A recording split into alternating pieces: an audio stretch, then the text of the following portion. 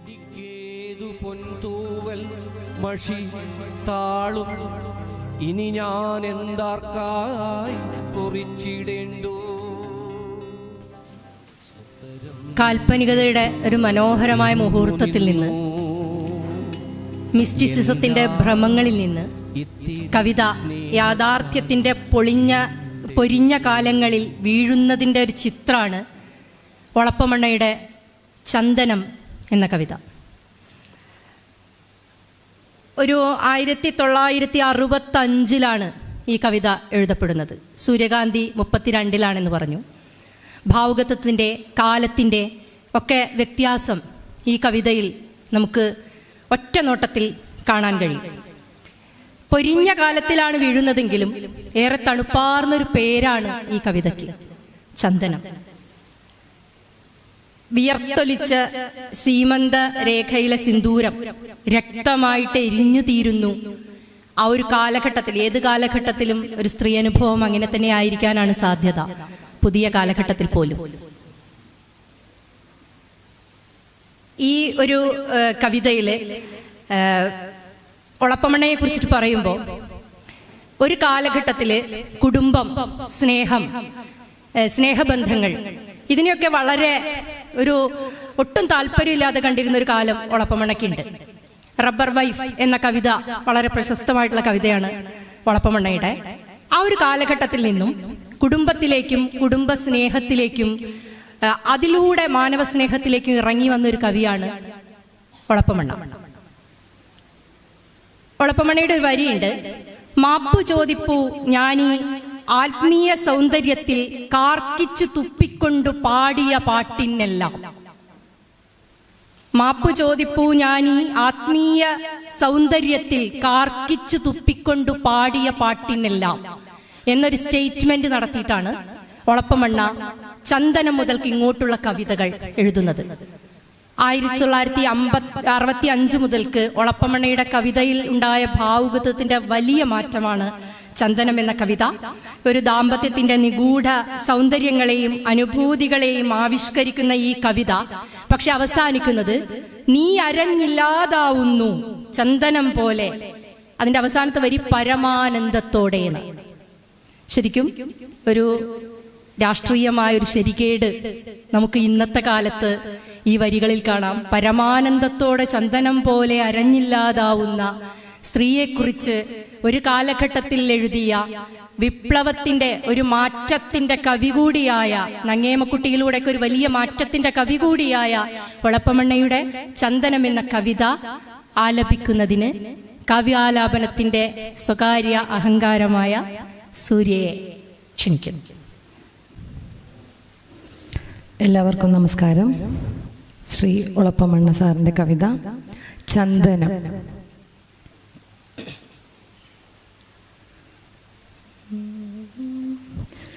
രാവിലെ ഈറൻ കെട്ടി നിന്നു കൊണ്ടരയ്ക്കുന്നു കാമിനി. രാവിലെ ഈറൻ കെട്ടി നിന്നു കൊണ്ടരയ്ക്കുന്നു കാമിനി. ചാണക്കല്ലിൽ ചന്ദനം ഇതു കാൺകെ അന്തരാ കഥിച്ചു ഞാൻ. ഓമനേ തവ ജീവചന്ദന സുരഭിലമല്ലി മാമകജന്മം. നിന്റെ കൈയെത്താത്തേടം നിന്റെ കണ്ണെത്താത്തേടം നിന്റെ കൈയെത്താത്തേടം നിന്റെ കണ്ണെത്താത്തേടം നീയാകെ എത്താത്തേടമില്ല ഈ കുടുംബത്തിൽ. നീ തൊടും പൊട്ടിങ്ങനെ വിയർപ്പിൽ കുതിരുമ്പോൾ ശ്രീദേവി സഹജീവിയായ ഞാൻ അസൂയാലു നീ അരഞ്ഞരഞ്ഞില്ലാതാവുന്നു ദിനം തോറും. നീ അരഞ്ഞ ഞരഞ്ഞില്ലാതാവുന്നു ദിനം തോറും സ്വീയമാം സൗരഭ്യവും നിറവും കുളിർമയും എനിക്കും കിടാങ്ങൾക്കും അങ്ങനെ ലോകത്തിനും കനിഞ്ഞു പകരുന്ന പരമാനന്ദത്തോടെ. നന്ദി.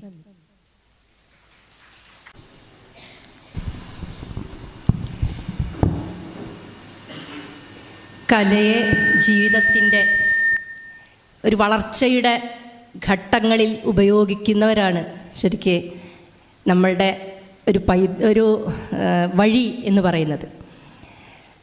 അതിന് തീർച്ചയായും കവിതയിലെ വാക്കുകൾ കൂടി അല്ലെങ്കിൽ പ്രയോഗങ്ങൾ കൂടി അതിനൊരു തുണയാവുന്നുണ്ട് എന്ന് വിശ്വസിക്കുന്ന ഒരാളാണ് ഞാൻ.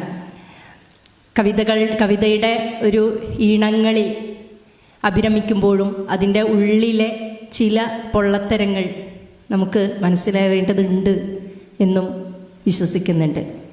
എന്തായാലും നമ്മളിൽ കവിത, നമ്മളതന്നെയാണ് നമ്മളുടെ ഈ കാവ്യാലാപന സംഘത്തിൻ്റെ ഒരു മുഖമുദ്രയും. പരമാവധി കവിത കലർത്തുക, ആ കവിത എല്ലാവരിലും സ്നേഹം നിറയ്ക്കുന്നതാവട്ടെ. 1980കളിലേക്കാണ് നമ്മളൊരൊറ്റച്ചാട്ടത്തിന് പോകുന്നത്. 1930 കഴിഞ്ഞു, 60കൾ കഴിഞ്ഞു, 80കൾ. നമുക്കറിയാം മലയാള കാവ്യരംഗത്ത്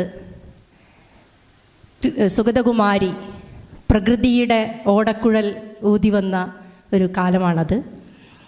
ഒരു സ്നേഹത്തിൻ്റെയും ആരാധനയുടെയും ത്യാഗപ്രണയത്തിൻ്റെയൊക്കെ വിഭിന്ന മുഖങ്ങളുമായി സുഗതകുമാരിയുടെ കൃഷ്ണ കവിതകൾ നമുക്ക് മുന്നിൽ നിൽക്കുന്നുണ്ട്. കൃഷ്ണ നീ എന്നെ അറിയില്ല, എല്ലാവർക്കും വളരെ പ്രിയപ്പെട്ട കവിതയാണത്. അങ്ങനെ പ്രണയാതുരമായിട്ട് വിങ്ങിയ ഒരു ഗോപസ്ത്രീ അവൻ്റെ ഒരൊറ്റ നോട്ടത്തിൽ കാതരയാവുന്നത് നമ്മളെല്ലാം കണ്ടിട്ടുണ്ട്. എന്നാൽ അതിനേക്കാളേറെ നമ്മളെയൊക്കെ മോഹിപ്പിച്ചൊരു കവിതയാണ് ആ വൃന്ദാവന രംഗം. അതിനൊരു കാരണമുണ്ട്. വളരെ ഫ്രീ ആയിട്ടിരിക്കുന്ന ഒരു രസകരമായിട്ടുള്ളൊരു ചിത്രം അതിൽ വരച്ചു വെക്കുന്നുണ്ട്. കടമ്പിൻ്റെ കൊമ്പിൽ കാൽ തൂക്കിയിട്ടിരിക്കുന്നത് കൃഷ്ണനല്ല, രാധയാണ്. ആ കാലിൽ ആ ചേവടി തൻ്റെ മടിയിലേക്ക് എടുത്തു വെച്ച് അതിൽ ചിത്രം വരയ്ക്കുന്ന, ചെഞ്ചാറുകൊണ്ട് ചിത്രം വരയ്ക്കുന്ന, കോലരക്കിഞ്ചാറുകൊണ്ട് ചിത്രം വരയ്ക്കുന്ന ഒരു കൃഷ്ണൻ്റെ ചിത്രം നമുക്കവിടെ കാണാം. അതിലെ വളരെ പ്രധാനപ്പെട്ട വരികൾ നമുക്കൊക്കെ വളരെ അറിയുന്ന വരികളാണ്. ഈ രാധയുള്ളിൽ പ്രതിഷ്ഠിതമാകയാൽ തീരാത്ത തേടലാകുന്നു ജന്മം. ആ ഒരു രാധ നമ്മുടെയൊക്കെ ഉള്ളിലുണ്ട്, എല്ലാവരുടെയും ഉള്ളിലുള്ളതാണ്. അത് ആൺ പെൺ വ്യത്യാസമില്ലാതെ ഒരു പ്രണയത്തിൻ്റെ ഒരു രാധയാണത്. പരസ്പരം സഹഭാവത്വത്തോടെ വർത്തിക്കുന്ന ഒരു മനുഷ്യൻ്റെ ചിത്രമാണ് അവിടെ നമ്മൾ കാണുന്നത്. ഈ കൃഷ്ണപ്രണയത്തിനെ ഇങ്ങനെ അന്വേഷിച്ച് നടക്കുന്നവളാണ് എല്ലാ സ്ത്രീകളും, ഒരു പക്ഷേ പുരുഷനും അടക്കം. തോളോട് തോൾ ചേർന്ന് ഓടക്കുഴൽ പഠിക്കുന്ന രാധ, ലോകം ഭരിക്കുന്ന കൃഷ്ണൻ്റെ കൈകൾ കാലിൽ ചുവപ്പ് ചാർത്തുന്ന സഹജീവനത്തിൻ്റെ മനോഹരമായ ചിത്രം ഹരീഷ് വൃന്ദാവന രംഗം അവതരിപ്പിക്കുന്നു. നമസ്കാരം. കാടാണ്, കാട്ടിൽ കടമ്പിൻ്റെ കൊമ്പത്തു കാൽ തൂക്കിയിട്ടിരിപ്പാണു രാധ. താഴെ പടിഞ്ഞിരുന്നേകാഗ്രമായതിൽ കോലരക്കിൻ ചാറു ചേർപ്പു കണ്ണൻ. കോലും കുഴലും നിലത്തുവച്ചും മയിൽ പീലി ചായും നെറ്റിവേർപ്പണിഞ്ഞും ചാരിയിരിക്കുമാരാധതൻ താമരത്താരൊത്ത പാദം കരത്തിലേന്തി ഉജ്ജ്വലിക്കുന്ന ചുവപ്പുവർണ്ണം കൊണ്ടു ചിത്രം വരയ്ക്കുകയാണു കണ്ണൻ. ആനന്ദബാഷ്പം നിറയും മിഴിയുമായി ഞാനതും നോക്കി മറഞ്ഞു നിൽക്കേ, പെട്ടെന്നു ഹർഷം പൊറാഞ്ഞു കടമ്പതാ ഞെട്ടിയടിമുടി പൂത്തുപോയി. നീലിച്ച നീൾമിഴി തെല്ലുയർത്തി ഗോപബാലയ പൂക്കളെ നോക്കിടുന്നു. കാടാണ് കാണുവാനാരുമില്ലെങ്കിലും കാതരമായി മിഴി കൂമ്പിടുന്നു. ചേലിൽ ചുവന്ന കൈവെള്ളയിൽ വെച്ച വെൺചേവടിയാകെ വിറച്ചിടുന്നു. എന്തിത് തെറ്റീവര എന്നു മാധവൻ തൻ കുനു ചില്ലി ചുളിച്ചിടുന്നു. ഓളങ്ങൾ മിന്നിക്കുലുങ്ങുന്നു. തോഴിയാം കാളിന്തി പുഞ്ചിരിക്കൊണ്ടിടുന്നു. ഓളങ്ങൾ മിന്നിക്കുലുങ്ങുന്നു. തോഴിയാം കാളിന്തി പുഞ്ചിരിക്കൊണ്ടിടുന്നു. തീരെ ദരിദ്രമൻ നാട്ടിലെ ഏതൊരു നാരിയും രാധികയല്ലിയുള്ളിൽ കാൽക്കലിരിക്കുന്ന കണ്ണന്റെ തൃക്കരം കാലിൽ ചുവപ്പു ചാർത്തുന്ന രാധ. ആവലം തോളത്തു ചാരി നിന്നൊപ്പമായി കോലക്കുഴൽ പഠിക്കുന്ന രാധ. കണ്ണീരണിഞ്ഞ മിഴിയുമായി കാണാത്ത കണ്ണനെ തേടി നടന്ന രാധ. ആമയമാറ്റുമ സൂര്യനെ പാവമീ ഭൂമിയെപ്പോൾ വലം വച്ച രാധ. ഈ രാധയുള്ളിൽ പ്രതിഷ്ഠിതയാകയാൽ തീരാത്ത തേടലാകുന്നു ജന്മം. ഈ രാധയുള്ളിൽ പ്രതിഷ്ഠിതയാകയാൽ തീരാത്ത തേടലാകുന്നു ജന്മം. നേരത്തെ ഷൗക്കത്ത് പറഞ്ഞ പോലെ നമ്മുടെ ഈ കവികൾക്കൊക്കെ അന്ന് സമൂഹത്തിൽ നിന്ന് ഒരുപാട് വിമർശനങ്ങൾ ഏൽക്കേണ്ടി വന്നിട്ടുണ്ട്. സ്നേഹത്തെക്കുറിച്ച് മാത്രം പറയുന്നു, അങ്ങനെയൊക്കെ പറയുന്ന ഒരു ഘട്ടം നേരത്തെ നമ്മൾ കണ്ടു. ജി ശങ്കരക്കുറുപ്പ് അങ്ങനെ ഒരു വിമർശനം നേരിട്ടതാണ്. ഓളപ്പമണ്ണ അങ്ങനെ ഒരു വിമർശനം നേരിട്ട ആളാണ്. അതുപോലെ തന്നെയാണ് വൈലോപ്പിള്ളി. വൈലോപ്പിള്ളിയുടെ ഈ വിമർശനത്തിന് നിദാനമായിട്ടുള്ള, വൈലോപ്പിള്ളിക്ക് ലഭിച്ച വിമർശനത്തിന് നിദാനമായിട്ടുള്ള വരികൾ ഇതാണ്: മാനവ പ്രശ്നങ്ങൾ തൻ മർമ്മകോവിതന്മാരെ ഞാനൊരു വെറും സൗന്ദര്യാത്മക കവി മാത്രം. അത് വളരെ എഴുതിപ്പോയ വരികളാണ്. അതല്ലാതെ ഞാൻ സൗന്ദര്യാത്മക കവിയാണ് എന്ന് അടിയിൽ ഒപ്പിട്ട കവിതയല്ല അത്. അത് വൈലോപ്പിള്ളി തന്നെ പറയുന്നുണ്ട്. വൈലോപ്പിള്ളിയുടെ ഒരു അനുഭവത്തിൽ വൈലോപ്പിള്ളി തന്നെ പറയുന്നുണ്ട്, ആവശ്യമില്ലാതെ അതിൻ്റെ പേരിൽ വിമർശനം കേൾക്കേണ്ടി വന്നൊരു കവിയാണ് ഞാൻ. പക്ഷേ ഉറപ്പിച്ച് പറയുന്നുണ്ട്, സൗന്ദര്യാത്മകമായിരിക്കണം കവിതകൾ. സാധാരണ കവികൾ ഏറ്റവും കൂടുതൽ വർണ്ണിക്കാൻ ഇഷ്ടപ്പെടുന്ന കാലം മഴക്കാലമാണ്. ഒരുപാട് മഴക്കവിതകൾ നമ്മുടെ ശേഖരത്തിലുണ്ടായിരിക്കും. മഴയെക്കുറിച്ചിട്ടുള്ള അനുഭവങ്ങൾ, ഷെൽവിയൊക്കെ മഴയോർമ്മകൾ എന്നുള്ള അനുഭവങ്ങൾ എഴുതിയിട്ടുണ്ട്. മഴ അത്രയും നമ്മൾ കവികളാകട്ടെ ഒരു പക്ഷേ സിനിമകളാകട്ടെ ഒക്കെ മഴ ഒരുപാട് ഉപയോഗിക്കപ്പെട്ട ഒരു ബിംബമാണ്. എന്നാൽ വേനലിനെ സ്നേഹിച്ച ഒരു കവി വൈലോപ്പിള്ളി. ഒരു വെളിച്ചത്തിൻ ഓമൻ മകളെ എന്നാണ് മേടമാസത്തെ വൈലോപ്പിള്ളി വിളിക്കുന്നത്. ഒരു വേനലിൽ ഒരു നഷ്ടത്തിന് പകരം ജീവിതത്തിൽ വിഷുക്കണിയായി തീർന്ന ഒരു സ്നേഹം, തിരിച്ചു കിട്ടിയ ഒരു ഭാഗ്യം അവതരിപ്പിക്കുന്ന കവിതയാണ് വൈലോപ്പിള്ളിയുടെ വിഷുക്കണി എന്ന കവിത.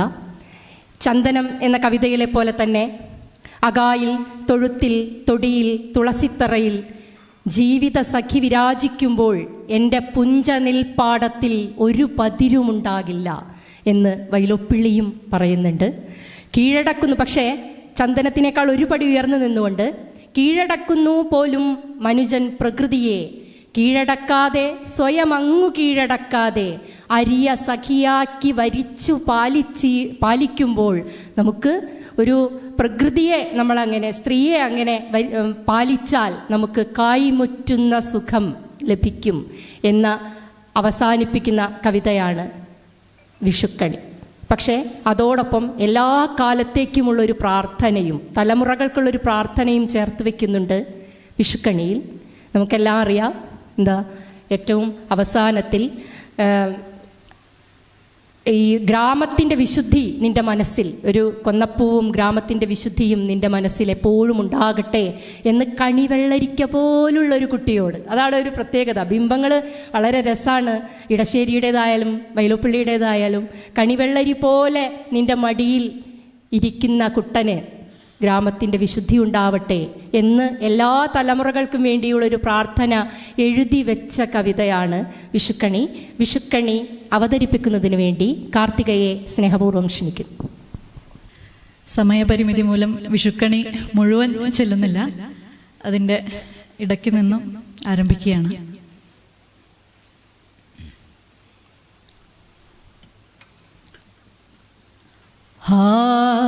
വെളിച്ചത്തിന്നോമൻ മകളെ, കണിക്കൊന്ന പൂവണി പൊന്മേടമേ, നല്ല അധ്യായത്തിൻ്റെ ദേവതേ, സൂര്യോഷ്ണത്തെ തൂനിഴലഴികളിൽ കേവലം തടവിൽ ചേർത്തുഗ്രവേനലിനെയും എൻ്റെ ഈ മലനാട്ടിൽ ഉത്സവ കൊടിക്കീഴിൽ ചെണ്ട കൊട്ടിക്കും നിന്റെ ചാതുര്യമെന്തോ തെണ്ടു.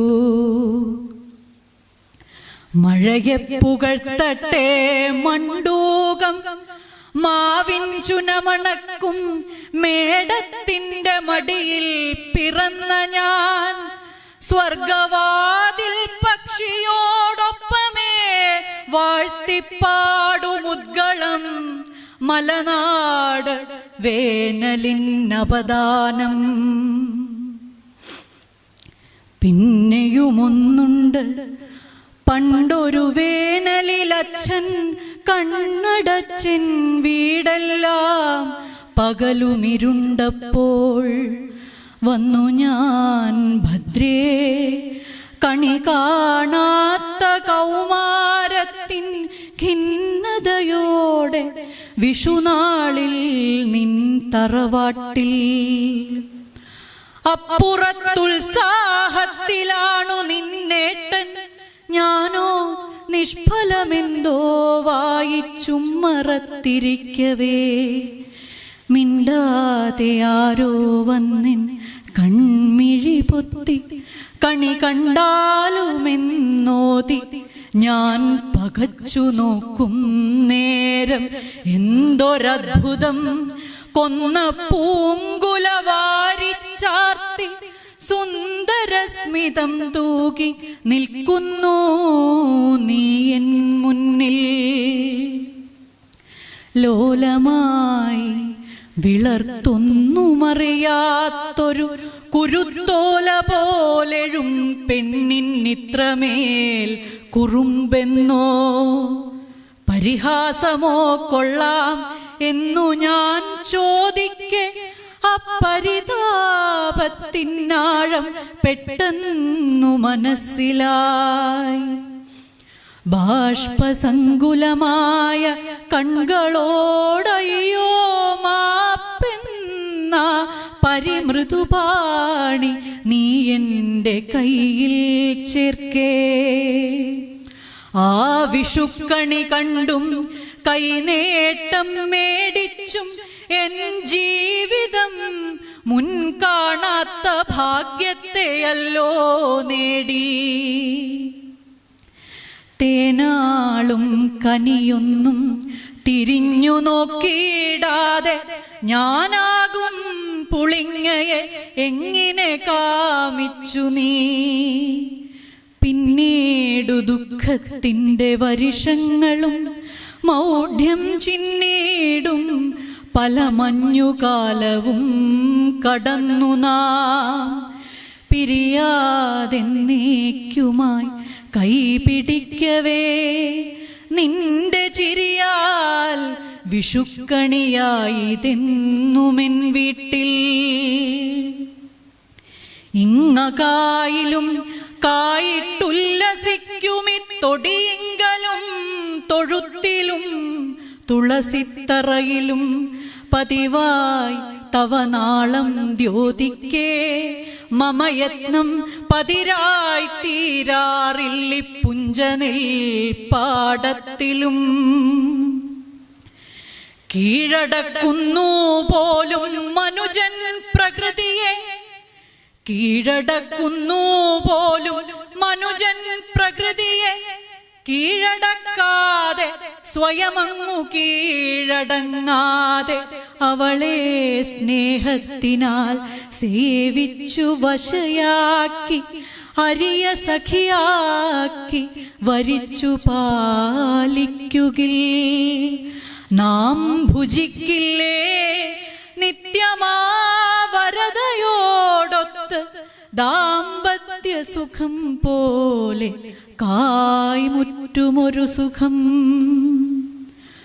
ഒന്നു താനിനി മോഹം കണിവെള്ളരിക്ക പോൽ നിന്നുടെ മടിത്തട്ടിൽ തങ്കുമീ മണിക്കുട്ടൻ.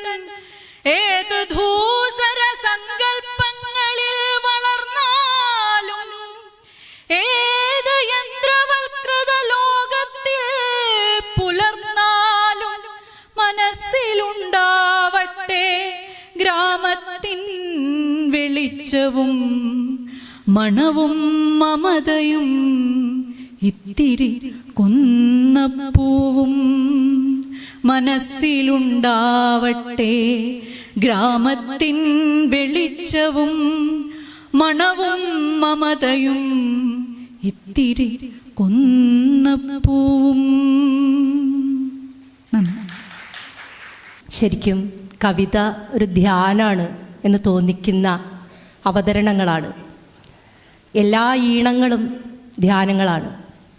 അതിൽ നമുക്ക് പൂർണ്ണമായ ഒരു മഴയാണെങ്കിലും ഒരു പതുക്കനെയുള്ള സംസാരമാണെങ്കിലും ഒരു ചെറിയ മൂളലാണെങ്കിൽ പോലും അത് ഒരു ധ്യാനാവസ്ഥയിൽ എത്തുന്നത് അതിനൊരു ഈണം ഉൾക്കൊള്ളുന്നത് കൊണ്ടാണ്. പലപ്പോഴും ഈ ഈണമാണ് നമ്മളെ ഇങ്ങനെ ഒരുമിപ്പിച്ച് നിർത്തുന്ന ഒരു ഏറ്റവും പ്രധാനപ്പെട്ട ഒരു ഘടകം എന്ന് പറയുന്നത്. നമ്മളിപ്പോൾ സ്നേഹം, കുടുംബം, അതിൻ്റെയൊക്കെ വഴികളിലൂടെയാണ് ഈ കവിതകൾ കടന്നു പോരുന്നത്. അതിൽ തന്നെ ഈ ഒരു തെളിഞ്ഞ ലോകം ഉണ്ടാവണമെങ്കിൽ അത് കുടുംബത്തിനുള്ളിൽ നിന്നായിരിക്കണം എന്നൊരു ചിത്രം നമുക്ക് വിഷുക്കണി അടക്കമുള്ള കവിതകൾ കാണിച്ചു തന്നു. അതേ കുടുംബം, അതേ സ്നേഹം, അതിലേക്ക് ഒരുപക്ഷെ ഇന്ത്യയുടെ ചരിത്രത്തിൽ തന്നെ ഏറ്റവും കറുത്ത കാലഘട്ടത്തിൽ എഴുതപ്പെട്ട ഒരു കവിത, ഒരു കവി എങ്ങനെ പ്രതികരിക്കുന്നു എന്നുള്ളത് നമുക്ക് നോക്കാം. സച്ചിദാനന്ദൻ, മലയാളത്തിൻ്റെ ആധുനികതയുടെ വക്താവ് എന്നൊക്കെ നമ്മൾ പറയുമെങ്കിലും പിന്നീട് ഉള്ള കവിതകളിൽ നമ്മൾ കാൽപ്പനികതയും മിസ്റ്റിസിസവും റിയലിസവും ഒക്കെ ചേർന്ന് വരുന്ന ഒരു അവതരണ രീതി കണ്ട് നമ്മളെ വിസ്മയിപ്പിച്ചു കൊണ്ടിരിക്കുന്ന സച്ചിദാനന്ദൻ്റെ വളരെ പ്രശസ്തമായൊരു ചെറിയ കവിതയാണ് വീടും തടവും. ആ വാക്കിൽ തന്നെ, ശീർഷകത്തിൽ തന്നെ ആ ഒരു കാലഘട്ടത്തിൻ്റെ ചിത്രം നമുക്ക് കാണാം. അടിയന്തരാവസ്ഥ കാലഘട്ടം, 1970കളിൽ എഴുതപ്പെട്ട കവിത. ഒരു വീട്, ആ വീട്ടിലെ ഒരു സ്നേഹം, പരസ്പരം സ്നേഹിക്കുന്ന 2 പേർ, അവർ പരസ്പരം മത്സരിച്ച് ആ വീട്ടിൽ സ്നേഹം നിറയ്ക്കാനുള്ള ഒരു ഉദ്യമം. പക്ഷേ അതിനിടയിലേക്ക് വെളുത്ത വീട്ടിലേക്ക് കറുത്ത കുട്ടികൾ കടന്നു വരികയും ആ കറുത്ത കുട്ടികളുടെ കരച്ചിൽ കാണാനാവാഞ്ഞ് ഒരു നെൽക്കതിർ തേടി സൂര്യനിലേക്ക് പറന്നു പോവുകയും ചെയ്ത ഒരാൾ അവിടെ തടവിലാക്കപ്പെടുന്നു. ശേഷം അവിടെ നിന്ന് ഇടിമുഴക്കമായും ഇടിമിന്നലായും മഴയായും ഒക്കെ സ്വന്തം വീടിൻ്റെ കറുത്ത സ്വപ്നങ്ങൾക്ക് മുകളിൽ നിന്നു പെയ്യുന്ന ഒരു പ്രതികരണത്തിൻ്റെ ഒരു കാലഘട്ടത്തിൻ്റെ കവിത വീടും തടവും. അവതരിപ്പിക്കുന്നത് പ്രശാന്ത് ആലക്കാട്.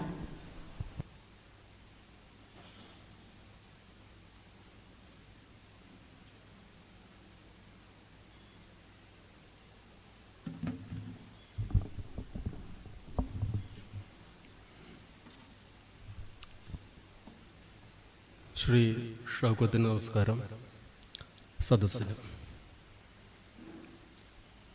വീടും തടവും. നീ ഒരു സൂര്യകാന്തിയുടെ വിത്ത് കൊണ്ടുവന്നു, ഞാൻ പകലിൻ്റെ ഉരിയില. നീ ഒരു കുമ്പിൾ നിലാവ് കൊണ്ടുവന്നു, ഞാൻ ഒരു രാത്രി നിറയെ നൃത്തം.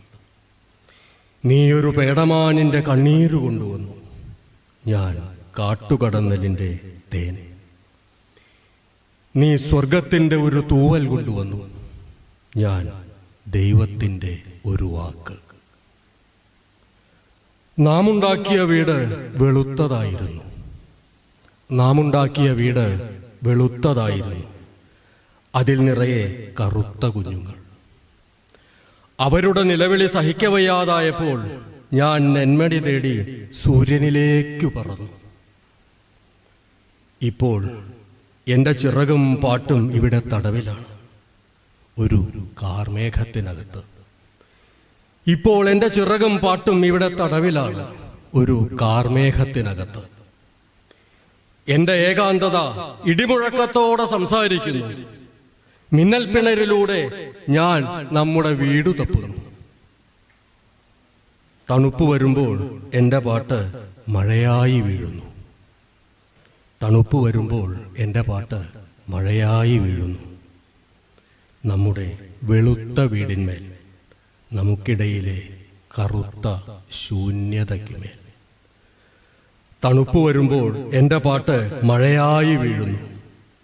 നമ്മുടെ വെളുത്ത വീടിന്മേൽ, നമുക്കിടയിലെ കറുത്ത ശൂന്യതയ്ക്കുമേൽ.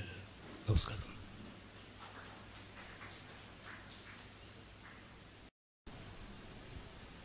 രണ്ടായിരത്തിന് ശേഷം നമ്മെ ഏതു കാലങ്ങളിലുള്ള വായനക്കാരിലേക്കും എത്തിച്ച ഒരു കവിയാണ് റഫീഖ് അഹമ്മദ്.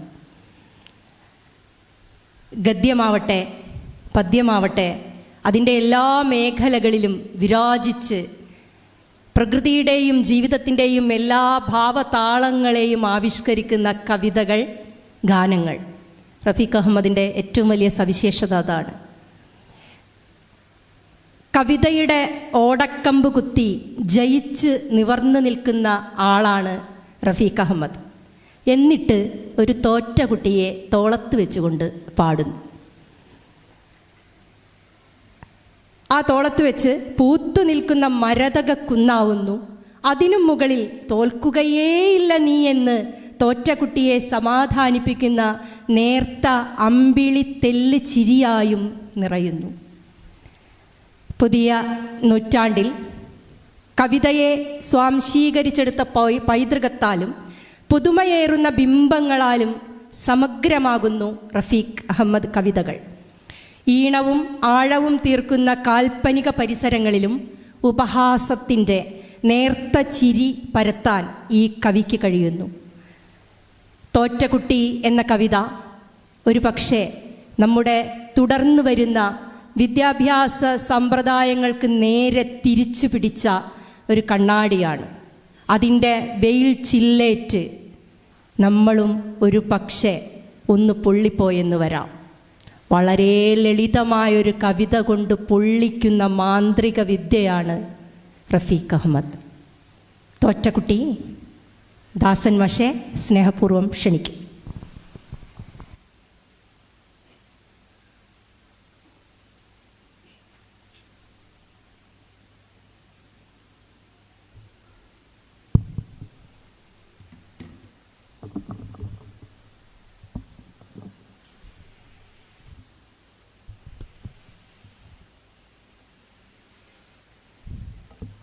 എല്ലാവർക്കും നമസ്കാരം. തോറ്റക്കുട്ടി റഫീഖ് അഹമ്മദിൻ്റെ. തോറ്റ കുട്ടി പുറത്തേക്കിറങ്ങി തോട്ടു വെള്ളത്തിൽ പുസ്തകം വിട്ടു. തോറ്റ കുട്ടി പുറത്തേക്കിറങ്ങി തോട്ടു വെള്ളത്തിൽ പുസ്തകം വിട്ടു. കാറ്റിലേക്കു കുടയും കൊടുത്തു തുണ്ടു പെൻസിൽ എറിഞ്ഞു കളഞ്ഞു. കാറ്റിലേക്ക് കുടയും കൊടുത്തു തുണ്ടു പെൻസിൽ എറിഞ്ഞു കളഞ്ഞു. കണ്ട കാട്ടുവഴിയിൽ നടന്നു. തൊട്ടു മെല്ലെ വിളിച്ച പോൽ തോന്നി തൊട്ടടുത്തു പിറകിൽ വന്നാരോ. തൊട്ടു മെല്ലെ വിളിച്ച പോൽ തോന്നി തൊട്ടടുത്തു പിറകിൽ നിന്നാരോ. തിത്തിരി പക്ഷി മൂളിയതാവാം, കൊച്ചു തുമ്പയോ മൈനയോ ആവാം. കാട്ടുവള്ളിയിൽ തൂങ്ങിക്കുതിച്ച് കാട്ടിലേക്കവൻ ചെന്നുപോൽ. പിന്നെ കാട്ടുവള്ളിയിൽ തൂങ്ങിക്കുതിച്ച് കാട്ടിലേക്കവൻ ചെന്നുപോൽ. പിന്നെ പൂത്ത മുല്ലതൻ സൗരഭം നീന്തും കാറ്റവനൊരു പാട്ടുപോൽ തോന്നി. പൂത്ത മുല്ലതൻ സൗരഭം നീന്തും കാറ്റവനൊരു പാട്ടുപോൽ തോന്നി. പൂക്കളൊക്കെയും വാക്കുകൾ പായും കാട്ടരുവി കളകളനാ ഗാനം. പൂക്കളൊക്കെയും വാക്കുകൾ പായും കാട്ടരുവി കളകളഗാനം.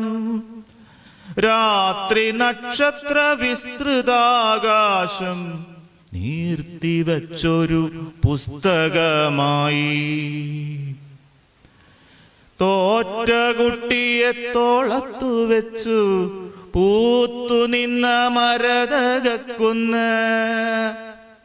തോറ്റ കുട്ടിയെ തോളത്തു വെച്ചു പൂത്തു നിന്ന മരതകക്കുന്ന്. തോൽക്കുകില്ല നീ അന്നേ പറഞ്ഞു, കാത്തു നിൽക്കുമൊരമ്പിളിത്തല്ല്. തോൽക്കുകില്ല നീ അന്നേ പറഞ്ഞു, കാത്തു നിൽക്കുമൊരമ്പിളിത്തല്ല്.